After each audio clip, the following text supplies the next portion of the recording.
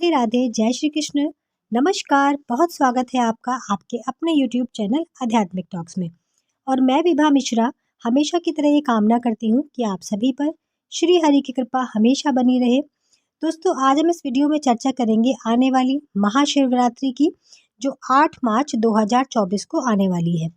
दोस्तों, महाशिवरात्रि का व्रत हमें किस विधि से रखना चाहिए, विधि क्या है शिवरात्रि का व्रत रखने की, भोलेनाथ के व्रत में हमें क्या खाना चाहिए, क्या भूल के भी नहीं खाना चाहिए, किस चीज़ का सेवन हमें नहीं करना चाहिए और व्रत का पारण हमें किस समय में करना चाहिए, शाम के समय में या कि सुबह के समय में, ये सारी विधि मैं आपको बताती हूँ। यदि आप मेरे चैनल पर पहली बार हैं तो आपसे आग्रह है कि चैनल को सब्सक्राइब करिएगा। वीडियो पसंद आए तो लाइक करना मत भूलिएगा और इसे ज़्यादा से ज़्यादा अपने प्रियजनों में शेयर कीजिएगा। तो वीडियो को शुरू करते हैं समय को ना गवाते हुए।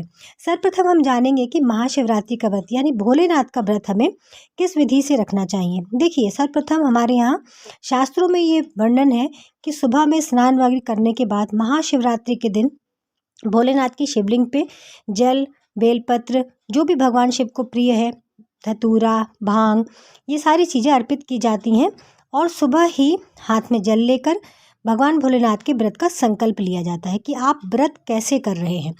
क्योंकि भोलेनाथ का व्रत जो है सोमवार के दिन भी ये करा जाता है या महाशिवरात्रि के दिन भी किया जाता है। हमारे जो है वर्ष में 12 शिवरात्रियाँ आती हैं साल भर की।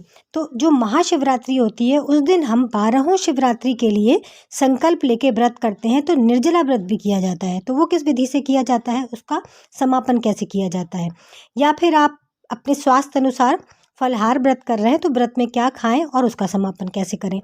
यदि आपने फलाहारी व्रत का संकल्प लिया है तो आप फल जल से व्रत को रखिए। व्रत में कहते हैं, भोलेनाथ के व्रत में, सोमवार के व्रत में सेंधा नमक खाना भी वर्जित होता है, मीठा व्रत रखा जाता है। लेकिन यदि आप अपने स्वास्थ्य को देखते हैं, कोई आपको दिक्कत है, तो आप सेंधा नमक का सेवन कर सकते हैं। सोमवार के व्रत में बहुत लोग शाम के समय में अन्न ग्रहण कर लेते हैं किसी मीठी चीज़ के साथ, जैसे कि दही, चीनी के संग पराठा, रोटी खा लेते हैं। तो महाशिवरात्रि के दिन जब हम व्रत रखते हैं तो अन्न का सेवन हमें नहीं करना चाहिए किसी भी रूप में।